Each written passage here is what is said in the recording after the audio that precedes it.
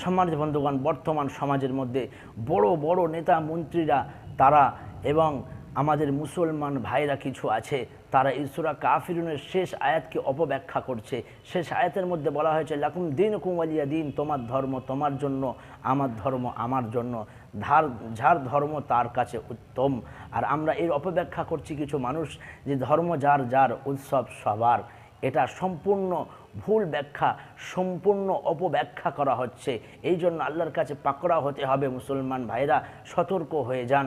সেজন্য এর আসল অর্থ হচ্ছে এটাই যে ধর্ম যার যার, উৎসব তার তার, যার ধর্ম সে পালন করবে, যার ধর্ম সে পালন করবে।